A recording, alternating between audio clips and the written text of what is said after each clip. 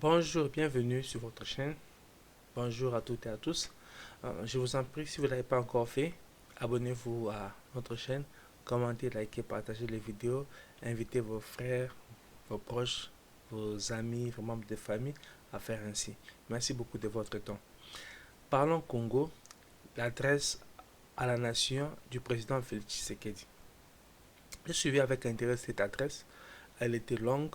Bon, je ne peux pas parler de tous les points, c'était vraiment long.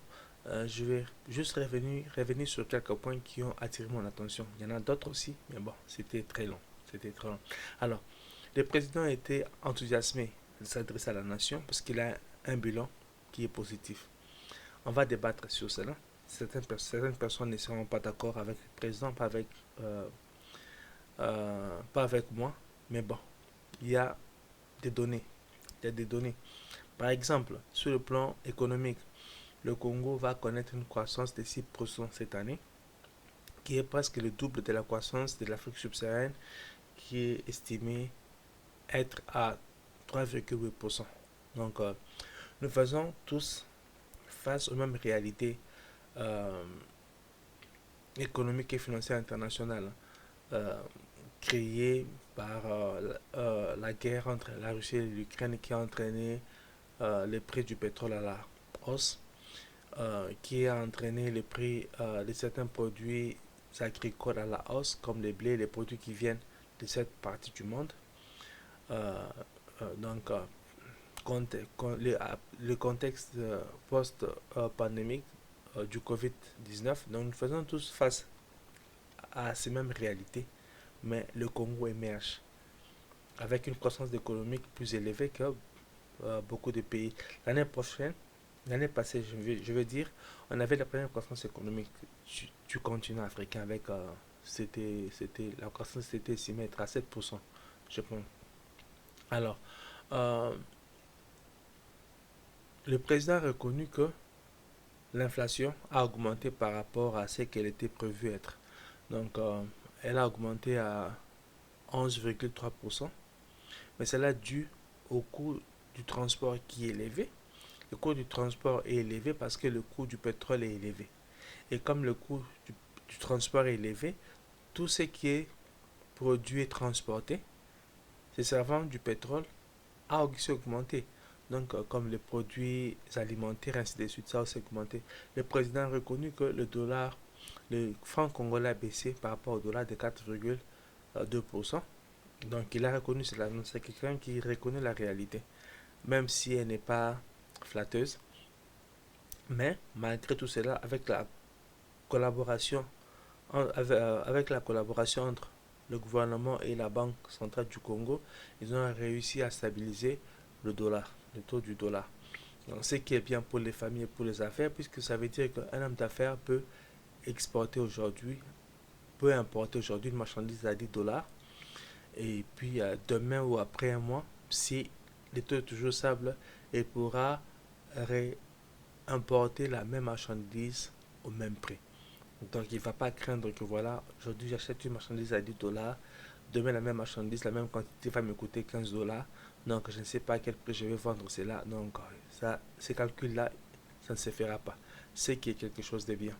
Alors, le président a dit que notre réserve internationale s'élève à 6 milliards de dollars, un peu plus de 6 milliards de dollars. Donc, ce qui veut dire que nous avons la capacité d'exporter, d'importer aujourd'hui de biens, ce dont nous avons besoin pendant 3 mois et demi, peu importe les challenges économiques qui peuvent se présenter. Donc, on est à mesure de le faire. Donc, ça, c'est, comme on dit aussi, peace of mind. Ça, c'est une bonne chose. Et grâce à ces recettes récoltées, le Trésor public est à mesure de financer les projets de développement local de 145 territoires. Des fois, on discutait avec des amis qui disaient que voilà, tout ce qui est fait au Congo, c'est avec des prêts. Bien qu'on leur disait que le budget avait augmenté, qu'on avait beaucoup plus de moyens, nos amis ne nous écoutaient pas. Et là, le président a été clair que euh, le Trésor public finance les projets locaux de développement de 145 territoires qui consistent à construire des écoles, des hôpitaux, des bâtiments administratifs. Ça, c'était pour la première phase. Donc là, on va applaudir. C'est du bon travail. Alors, grâce à cela, aux recettes, 7000 km de routes seront construits pour relier le Congo du nord au sud, de l'est à l'ouest, ce qui va permettre la circulation des personnes et des biens, donc des marchandises, ce qui va permettre la diversification de notre économie facilement, ce qui va permettre aux produits qui sont produits au nord d'atteindre le sud, d'atteindre l'est, d'atteindre l'ouest et vice versa. Donc c'est qui est une bonne chose. Et puis grâce à la politique du gouvernement d'alléger euh, euh, le coût le coût de vie au Congo, le prix du pétrole a baissé. Un litre de pétrole, d'essence plutôt, a baissé d'environ 10% et un litre de gasoline a baissé d'environ 13% et le produit de base ont baissé entre 5 à 4%. Pourquoi? Parce que le gouvernement a supprimé la taxe sur la valeur ajoutée de certains produits et puis allégé il a allégé la charge, la taxe sur 18 produits de base. Donc, ce qui a permis à ce que le prix ne soit pas aussi élevé, que la population puisse un peu se retrouver. Donc, ça, c'est un gouvernement qui s'occupe vraiment du social. Ça, c'est une bonne chose. Donc, là encore, nous allons applaudir. Bon travail. Alors, le président dit que euh, l'agriculture, en fait, prendra 11% du budget national l'année prochaine. Donc, ce qui sera environ 1 milliard 800 millions de dollars, puisque le budget est à 18 milliards de dollars. Donc, ce qui est beaucoup, euh, vu ce qui est en train de se faire déjà, donc ajouter à ce qui est en train de se faire aujourd'hui, ces montants-là. Donc, ça va permettre au Congo d'accélérer euh, son projet d'atteindre l'autosuffisance alimentaire. Quand on atteint l'autosuffisance alimentaire, ça veut dire qu'on n'a plus besoin d'importer ce que l'on mange de l'extérieur. Ça stabilise le franc congolais. Et puis, ça annule les besoins du dollar, puisqu'on n'a plus besoin d'exporter, d'importer de l'extérieur. On produit au Congo, on consomme au Congo et on exporte même. Donc, ce qui va stabiliser le dollar. Le président le disait déjà que voilà un moyen pour le gouvernement de stabiliser le dollar, c'est d'augmenter la production locale pour qu'il n'y ait plus besoin d'acheter les dollars, de chercher les dollars pour aller importer. Donc quand on produit assez de maïs au Congo, on produit assez de riz au Congo, on produit assez d'arachide au Congo, donc il n'y a plus besoin on n'a plus besoin de chercher les dollars pour aller exporter ailleurs, pour aller importer d'ailleurs. Donc ça c'est quelque chose de très important. Donc investissons dans le secteur de l'agriculture, de la pêche et de l'élevage. Donc il y aura 8 bateaux de pêche industrielle qui seront délivrés au Congo, je pense l'année prochaine. Et puis il y a des routes hautes et descentes agricoles, environ 38 000 km qui seront construites ou réfectionnées, 11 000 km de routes prioritaires et ainsi de suite. Alors, parlons de la production au Congo. Le Congo produit aujourd'hui 50 000 mètres de carreaux par jour. Donc, on n'a plus besoin d'exporter, je m'excuse, d'importer des carreaux au Congo. Donc, là, on va encore applaudir. Bon travail. Alors, le Congo produit, grâce à l'usine Pepsi Cola qui s'est installée au Congo, 1,2 mille bouteilles de boissons gazeuse par jour. Et la société, elle emploie environ, je pense, 500 personnes directement. Et puis, il y a aussi de l'emploi qui est créé indirectement avec ces sociétés. La société qui produit le carreau, je pense qu'elle emploie directement 1000 personnes avec le travail indirect que cela crée aussi. Alors, le Congo produit aujourd'hui 45 000 tonnes de zinc concentré par mois, ce qui fait 540 000 tonnes de zinc concentré par année. Le zinc concentré, donc c'est le zinc qui est partiellement transformé. Donc, c'est le zinc qui a une certaine valeur ajoutée. Ce qui veut dire que la mesure levée par le gouvernement de ne plus exporter nos ressources naturelles à l'état brut est réelle. Donc là, on est en train de concentrer du zinc. Et avec cette production, on est premier producteur africain du zinc. Et puis avec, ça c'est la plus grande usine de production de zinc en Afrique.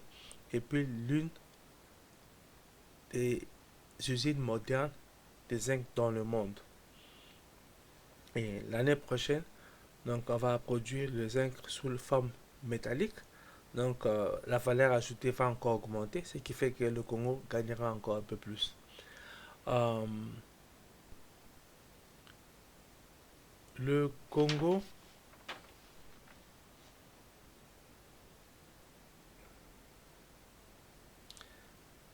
nous avons la compagnie aérienne Air Congo qui a vu le jour.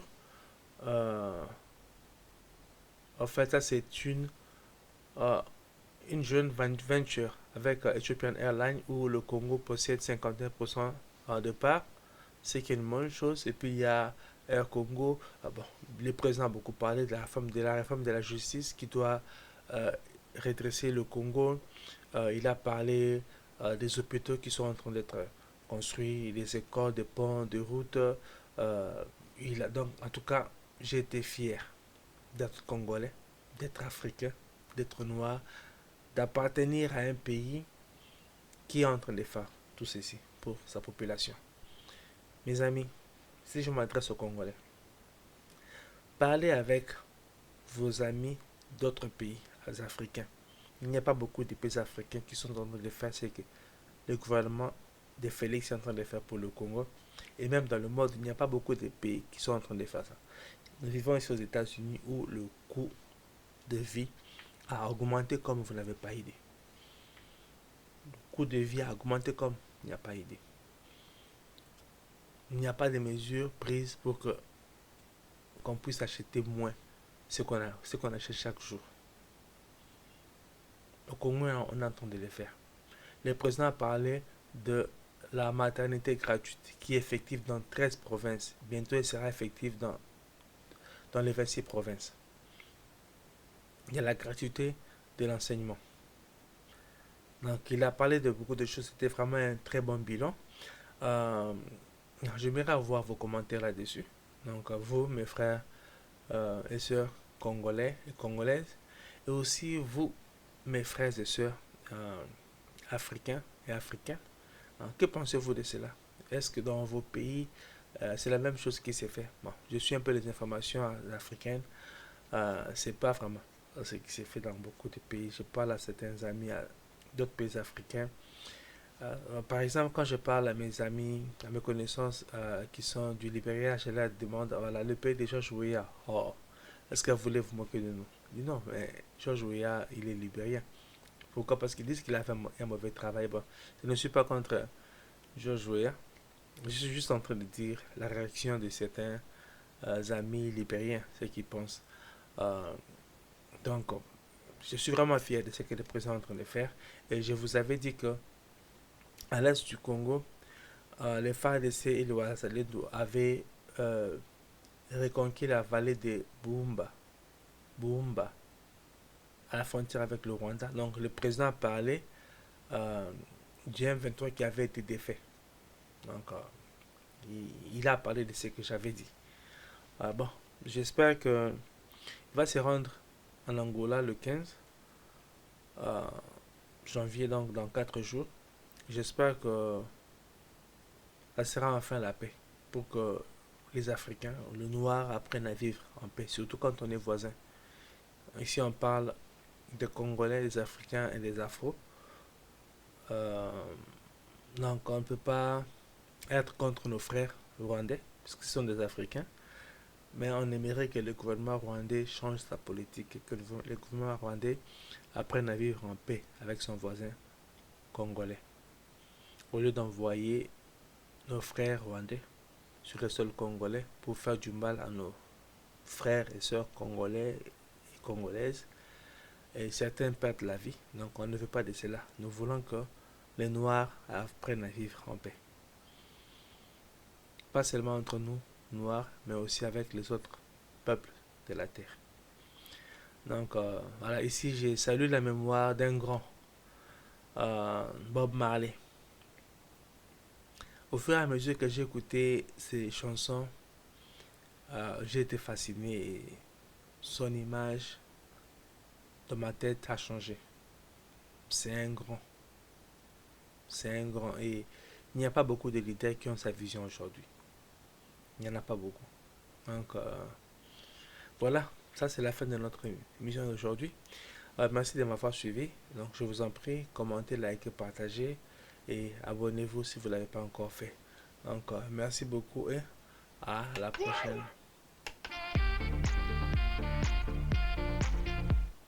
Bye.